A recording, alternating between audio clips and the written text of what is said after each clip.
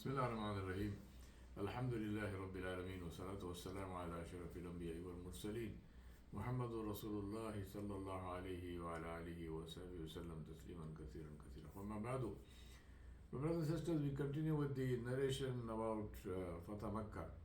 Rasulullah announced to the Muslims to prepare for war, but told them to keep it secret. One day, Rasulullah called Ali bin Abi Talib radiallahu anhu, Zubayr bin Awam radiallahu anhu, and Miqdad bin Aswad radiallahu anhu, and told them, go to this place called Rawbat Khas, where you will find a woman who has a letter. Bring that letter to me. Ali radiallahu anhu and the two men rode on horseback and found the woman. They said to her, give us the letter. She said, I have no letter. So then Ali said to her, give us the letter or we will strip you and take it. Then she pulled out the letter from her hair and gave it to him. The letter was from Hatib ibn Abi Balta, informing the Quraysh about the plans of Rasulullah. When he read the letter, Rasulullah asked Hatib ibn Balta, what is this? Hatib said, Ya Rasulullah, please don't hurry in deciding about me. I am not from Quraysh. I am an outsider with alliance with them. Your companions, your Sahaba have clans in Makkah who would take care of their families and their wealth. I wanted to do the Quraysh a favor so that they would not harm my family. His mother lived in Makkah. And I did not do this to commit kufr, nor from my religion, nor did I choose to leave my deen after Iman. So he said, I am not a kafir, I am not a murtad. Rasulullah said, he is telling you the truth. Umar ibn al-Khattab said, Ya Rasulullah, permit me to cut off his head, cut off the head of this munafiq. Rasulullah said, he has witnessed the battle of Badr. Perhaps Allah subhanahu wa ta'ala has looked at the people of Badr and said, O people of Badr, do whatever you like, for I have forgiven you. Now this shows us also the importance and the special status of the people of Badr. So Nabi Sallallahu Alaihi Wasallam did not punish him and just left him. Now Allah subhanahu wa ta'ala revealed Quran about this incident in Surah Mumtahina. Allah subhanahu wa ta'ala said, A'udhu billahi minash shaitanir rajim. يا أيها الذين آمنوا لا تتخذوا عدوي وعدوكم أولياء تلقون إليهم بالمودة وقد كفروا بما جاءكم من الحق يخرجون الرسول وإياكم أن تؤمنوا بالله ربكم إن كنتم خرجتم جهادا في سبيلي وابتغاء مرضاتي تسرون إليهم بالمودة وأنا أعلم بما أخفيتم وما أعلنتم ومن يفعله منكم فقد ضل سواء السبيل. Allah subhanahu wa ta'ala Jalla Jalaluhu said, which means, O you who believe, do not take my enemies and your enemies as friends, showing affection towards them while they have disbelieved in what has come to you of the truth, which is Islam, and have driven out Muhammad sallallahu alaihi wasallam and yourselves from your homeland, because you believe in Allah Jalla Jalaluhu, your Lord, your Rabb. If you have come forth to strive in my cause and to seek my good pleasure, then do not take these disbelievers and these enemies of Islam as your friends. You show friendship to them in secret, while I am all aware of what you conceal and what you reveal. And whosoever of you Muslims does that, then indeed he has gone far astray, far away from the straight path. Rasulullah marched forth in the month of Ramadan, but as they neared Makkah, Rasulullah broke his fast and ordered the army also to break their fast.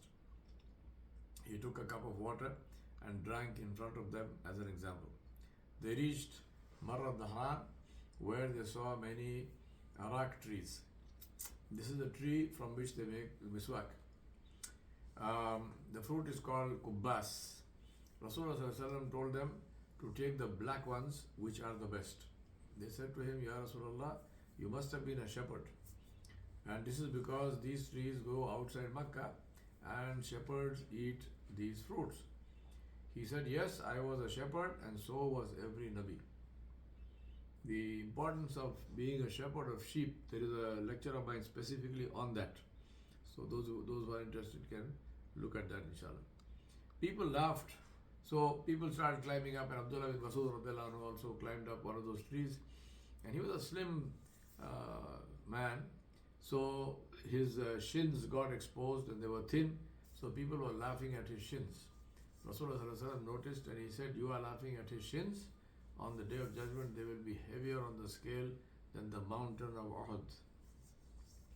This is one of the very, very important salient features of Nabi Sallallahu Alaihi Wasallam, where every single thing he said and did was dawah, continuously. His whole, his talk and what he said and did, everything was dawah. So anytime somebody said something, he would give it a meaning from the context of dawah. Subhanallah. The army was 10,000 strong, but the Quraysh had no idea that they were coming, because Rasulullah had made dua to Allah subhanahu wa ta'ala and said, Ya Allah, hide us from them. And Allah subhanahu wa ta'ala did that. But Rasulullah on the other hand knew about every movement of the Quraysh. Rasulullah had scouts and they were bringing him intelligence, as well as Allah subhanahu wa ta'ala was sending him information through Jibreel alayhi salam. The Sahaba were totally loyal to Rasulullah and would never reveal anything about him or the Muslims to the enemy. Today, unfortunately, this is a major problem with the Muslims, and Muslims betray other Muslims to their enemies. I remind myself and you that Islam was successful because people practiced Islam, not because they knew about Islam.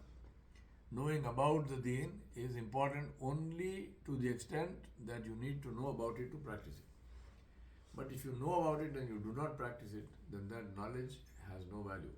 As a matter of fact, that knowledge is a problem, because that knowledge will become a witness against the person who has that knowledge but did not practice it. Abu Sufyan, Fudail bin Waraqa and Hakim bin Hizam, they came out of Makkah to scout and try to get some information by asking travelers. At night, they were close to the Muslim army and they saw the fires of the army, the cooking fires. Abu Sufyan asked his companions, who are these? And Fudail said, they are Khuza, preparing for war. Abu Sufyan said, they are not so many. Now, while they were talking and so on and standing, unknown to them, the guards of the Muslim army came upon them and they caught them. And they took them to Rasulullah sallallahu alaihi wasallam. Abbas bin Abdul Muttalib radiallahu anhu, who was there, he saw Abu Sufyan and he put him on the mule of Rasulullah sallallahu alaihi wasallam and rushed to take him to Rasulullah sallallahu alaihi wasallam. And Umar ibn al-Khattab radiallahu anhu saw them and he tried to kill Abu Sufyan while Abbas radiallahu anhu was trying to save him. When they reached Rasulullah, the argument continued until Abbas said, Umar, you are so keen to kill him because he is not from Banu Adi. Now, Banu Adi was the sub-tribe of the Quraysh to which Sayyidina Umar belonged. And then he said, but you know that he is from Banu Abd Manaf. And this is the tribe of Quraysh who Abu Sufyan belonged to, Banu Umayyah. And also called Banu Abd Manaf, and these were they were closer to Rasulullah. Umar ibn al-Khattab radiallahu anhu said, Allah subhanahu wa ta'ala is witness. He's saying to Abdullah to Al-Abbas bin Abdul Muttalib radiallahu anhu, he said, Allah is witness, your iman, meaning the iman of Al-Abbas, is dearer to me than if my own father had become Muslim. Because your iman is dearer to Rasulullah than the iman of my father. So in this beautiful hadith, in this beautiful story, we see how Umar ibn al-Khattab radiallahu anhu is giving Al-Abbas bin Abdul Muttalib a lesson in Al-Wala wal-Bara, friendship and enmity for the sake of Allah. Meaning, what pleases me is what pleases Rasulullah ﷺ, and what makes me angry is what displeases Rasulullah ﷺ. I am not saying this or doing this for myself. I am saying this and doing this because this is the situation with Rasulullah ﷺ, because it pleases him or it angers him, whichever the case might be. So they brought them. Rasulullah ﷺ said, come back, bring them back in the morning. In the morning, Rasulullah ﷺ accepted the Islam of Fudail bin Waraka and Hakim bin Hizam. They both accepted Islam, and Nabi ﷺ accepted their Islam, and he sent them away. Then he said to Abu Sufyan, isn't it time that you testified? Isn't it time that you say, Ashhadu an la ilaha illallah? Isn't it time that you testified that there is no one worthy of worship except Allah? Abu Sufyan said, you are generous and honorable. If there were other gods other than Allah, they would have helped us now. So he accepted La ilaha illallah. Then Rasulullah ﷺ said to him, isn't it time that you accepted that I am the messenger of Allah? He said, Ya Rasulullah, I still find something in my heart against that. So Abbas bin Abdul Muttalib got sick of this. He got tired of this. And he said, woe to you, Abu Sufyan, accept Islam before somebody chops off your head. So Abu Sufyan said, Ashhadu anna Muhammadan Rasulullah. So he became Muslim, but in the kind of, he wasn't forced to it, but he put himself in a situation where it was almost under duress, but he accepted Islam. And of course, as we know, he remained a beautiful Sahabi of Nabi ﷺ and true to his word to the end of his days. Rasulullah ﷺ gave instructions to Al-Abbas radiallahu anhu to hold Abu Sufyan and wait at the mountain pass entering Makkah. Rasulullah ﷺ wanted him to see the overwhelming force of his army, so that it would end any desire to fight against him. And in that way, there would be no bloodshed. As they stood there watching the army march past, they saw each tribe separate with their banner and commander. As they came past, Abu Sufyan would ask Abbas who they were, and he would tell them. So Abbas told them, this is Al-Ghifar. Abbas said to them, this is Al-Ghifar. Abu Sufyan would say, I have nothing to do with Al-Ghifar. Then Aslam and Muzayna and so on, and the same reply, I have nothing to do with them. Then came a battalion which was different and clearly superior to all others. Abu Sufyan asked who they were. Al-Abbas said, these are the Ansar. The battalion was commanded by Sa'ad bin Ubadah. Sa'ad saw Abu Sufyan standing there, and he said, Al-Yawm Yawm al-Malhama. He said, today is the day of slaughter. Now, people reported this to Rasulullah ﷺ, and he said, Sa'ad is mistaken. Today is the day of Marhama. Al-Yawm al-Marhama. The day of Rahmah, the day of mercy. The day when Allah subhanahu wa ta'ala will glorify the Kaaba. He then ordered for the banner to be taken away from Sa'ad bin Ubadah radiallahu anhu and to be given to his son Khais bin Sa'ad bin Ubadah. Now, the wisdom of this is clear, because Sa'ad ibn Ubadah radiallahu anhu was the head of Al-Aus, and to take the banner away from him would have been seen as an insult to him and to the tribe, and would have antagonized Al-Aus. But when it was given to his son, there was no scope for anyone to be offended. At the same time, Rasulullah ﷺ wanted to send a clear message to everyone that it was not a time to settle scores or personal vendettas, and that the rules of war would be followed in all respects. Rasulullah ﷺ wanted to avoid bloodshed and to preserve the sanctity of the haram. Rasulullah ﷺ entered peacefully, and there was no resistance. Rasulullah ﷺ was entering Makkah after 8 years. They had spent 13 years suffering all kinds of torture, physical and mental, in Makkah before being driven out altogether. And their wealth had been misappropriated. But when Rasulullah ﷺ entered Makkah, he entered with humbleness, reciting Surah Al-Fatah, his head lowered so far down that his blessed beard was almost touching the saddle of the camel. He was wearing a black turban and had a white banner. He made tawaf of Al-Kaaba and then called on Uthman bin Talha to radiallahu anhu to bring the key of the Kaaba. Uthman bin Talha's family, radiallahu anhu, Banu Dudab, are the keepers of the key of the Kaaba to this day. Uthman radiallahu anhu's mother at first refused to give the key, but then later she gave it to him. He brought it to Rasulullah who opened the Kaaba. There was an image of a pigeon made of wood, some statue, which he destroyed. There were pictures of angels, or supposedly angels, and one supposed to be of Ibrahim alayhi salam using divining arrows. Rasulullah said, "May Allah kill them. They have shown our elder doing something which he would never have done." Then he ordered Umar ibn al-Khattab radiallahu anhu to wipe out all the paintings and clean all the walls. Then he came out and stood in the doorway, as you know, which is high up, and he called the Quraysh and the people of Makkah. At this time they all came to him respectfully to listen to him. A far cry from their arrogance when he called them for the first time when he received wahi from Safa.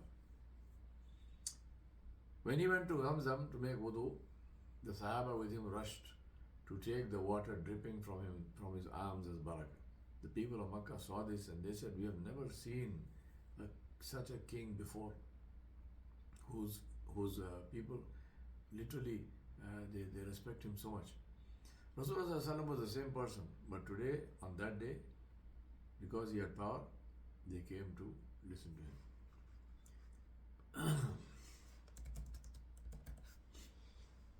Rasulullah spoke to the people and he said, "Alhamdulillah, sadaqa wa'ada wa nasara abda wa hazama al-ahzaba wahda." He said, "Alhamdulillah, all praise and thanks be to Allah subhanahu wa ta'ala. Sadaqa wa'ada, who was true to his promise, wa nasara abda, and he helped his slave, wa hazama al-ahzaba wahda, and he defeated the confederates by himself, alone." Families of anyone killed accidentally, he said, this is what he said, and then he said, families of anyone killed accidentally will be paid blood money of 100 camels each. All privilege of ancestry and pride that existed in Jahiliyyah are finished.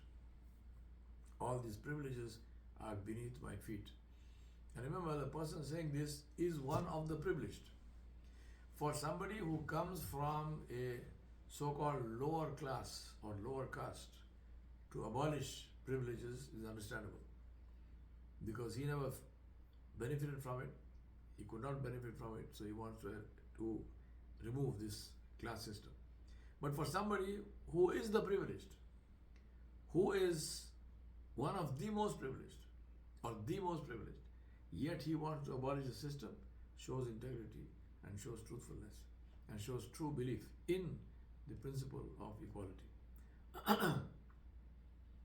Rasulullah had the key of the Kaaba in his hand. Ali ibn Abi Talib radiallahu anhu said, "Ya Rasulullah, combine for us the honors of feeding the Hujjaj and the key of the Kaaba." Now he's saying feeding the Hujjaj because this was the privilege of the Banu Hashim, the actual family of Rasulullah, where they used to feed the Hujjaj. And they would make this soup and crush bread in it and feed it to the Hujjaj. And Sayyidina Ali radiallahu anhu said, "Let us also hold the key of the Kaaba." But Rasulullah didn't agree. He called Uthman bin Talha radiallahu anhu and he said, and these are the ancestral people who hold the key of the Kaaba. He called him, he gave him the key of the Kaaba and he said, "Take it and keep it forever. Nobody will take it from you except a tyrant." So to this day, when the Kaaba is washed, in the name of the King of Saudi Arabia, in the name of the Khadim al-Haramain, the custodian of the holy mosques, a person goes and takes the key from the home of Sayyidina Uthman bin Talha radiallahu anhu, his descendants, and then the Kaaba is opened and cleaned and then the key is handed back to them. Rasulullah then went around the Kaaba on his camel and he would point with his bow at idols and they would fall down. He did this with the 360 idols which used to surround the Kaaba. And he would recite قُلْ جَاءَ الْحَقُّ وَزَهَقَ الْبَاطِلُ إِنَّ الْبَاطِلَ كَانَ زَهُوقًا. He says, say, the haqq has come, the truth has come, and falsehood has disappeared, and it is the nature of falsehood to disappear.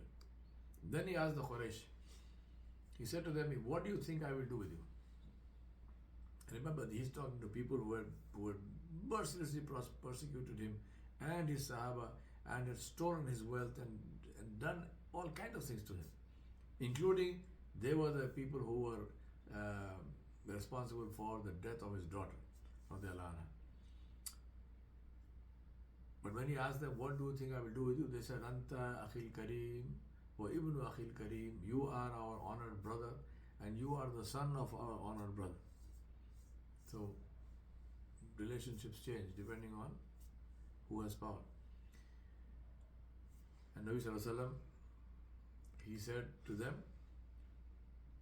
اذهبوا فأنتم الطلقاء.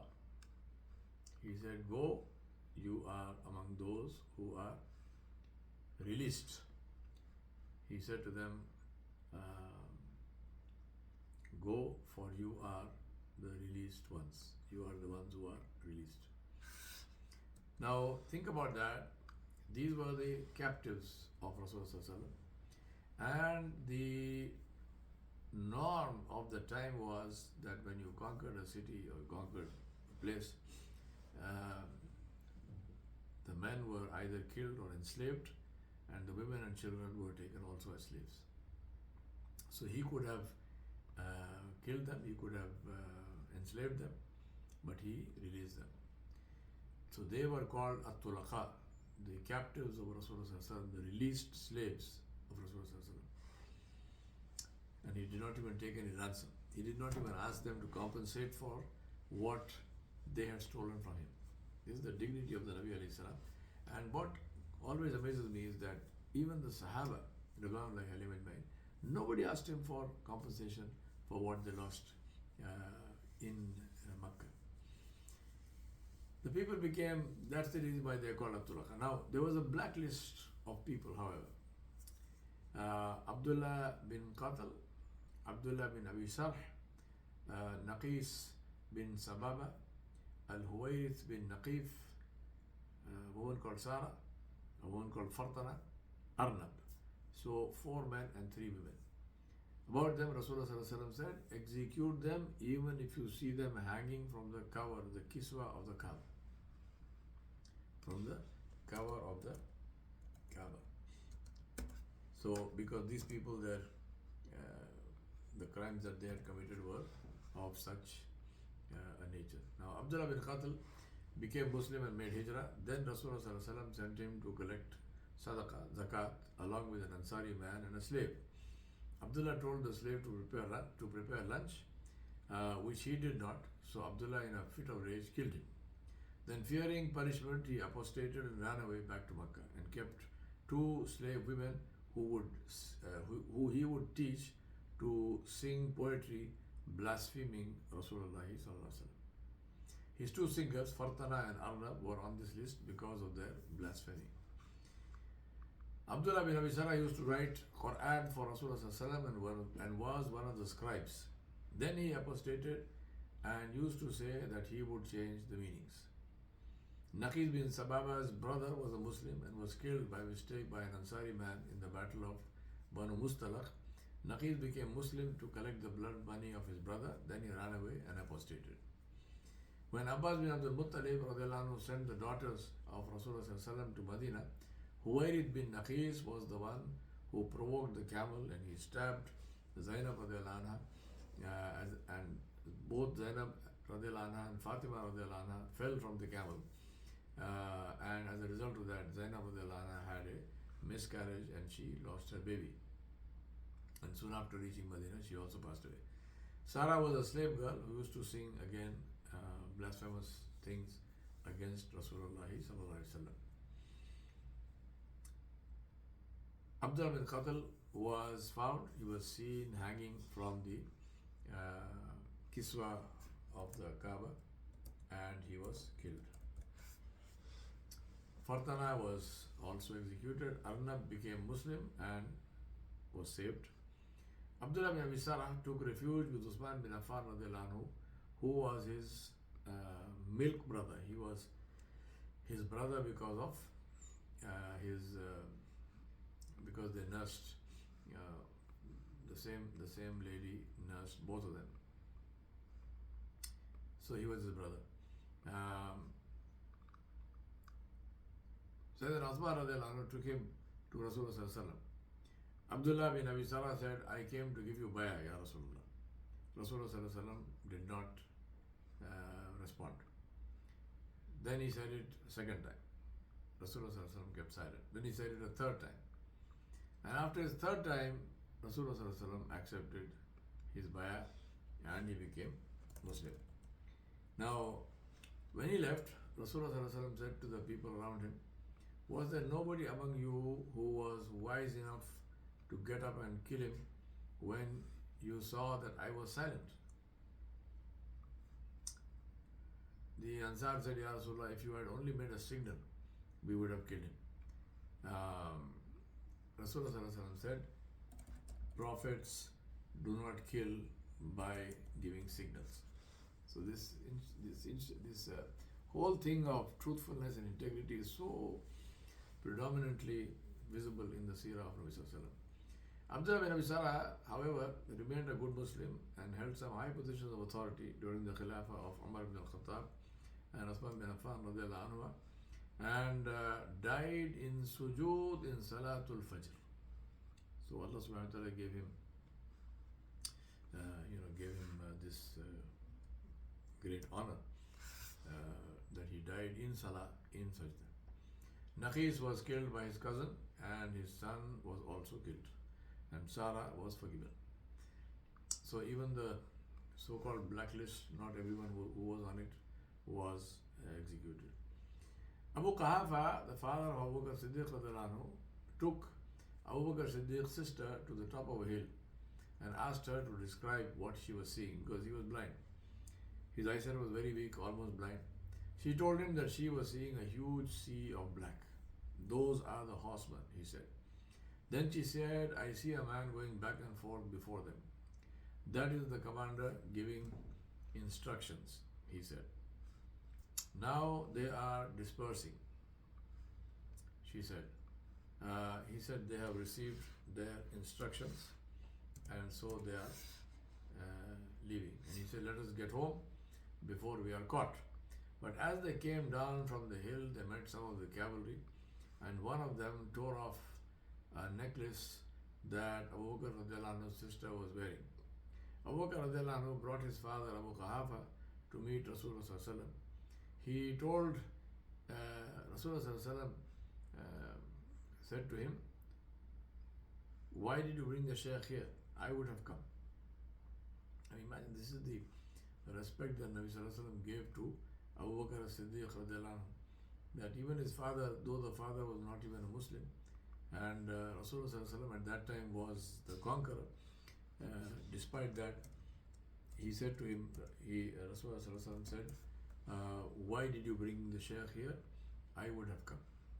I would have come to him. SubhanAllah, how he loved Abu Bakr Siddiq. Rasulullah sallallahu alaihi wasallam then passed his hand across the chest of Abu Quhafa and he became Muslim. Abu Bakr radiallahu anhu's sister then told him about her necklace. Abu Bakr radiallahu anhu called out to the people and asked the one who took the necklace to return it, as his sister was a Muslim and her property was protected, but nobody came forward. Abu Bakr radiallahu anhu then said to his sister, today the level of trust is low, so leave the matter.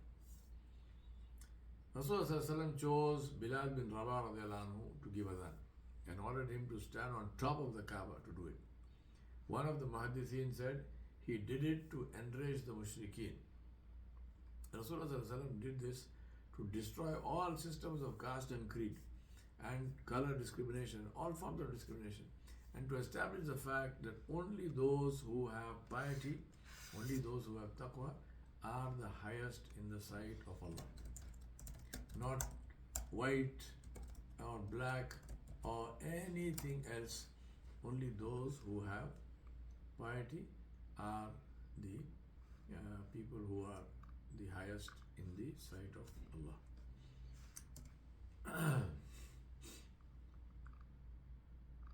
Sayyid bin Musayyib radiallahu anhu said the night of the conquest was not a night of celebration in the normal sense, because normally they would be dancing and drinking and whatnot. The Sahaba did not do any of that. The Sahaba were making tawaf around the Kaaba and making takbir and tahleel all night. They were saying Allahu Akbar and they were saying Alhamdulillah all night. Takbir and tahleel all night. Abu Sufyan went to his wife Hind and asked her, "Do you think this is from Allah?" She replied, "Yes, this is from Allah." Later Abu Sufyan met Rasulullah and he said to him, and Nabi ﷺ said to him, "You asked Hind if this is from Allah, and she told you that it is from Allah." Abu Sufyan said, "Ashhadu an la ilaha illallah wa ashhadu anna Muhammadur Rasulullah." He declared Islam wholeheartedly after that, because he had no more doubt left. Rasulullah then declared Makkah as Al-Haram, which is a sanctuary in which fighting, hunting game and cutting trees is prohibited. And the same applies to Medina in the area around Al-Masjid Al-Nabawi. ربنا فاغفر لنا ذنوبنا وكفر عنا سيئاتنا وتوفنا مع الأبرار ربنا آتنا في الدنيا حسنة وفي الآخرة حسنة وقنا عذاب النار وصلى الله على نبي الكريم وعلى آله وصحبه أجمعين برحمتك يا أرحم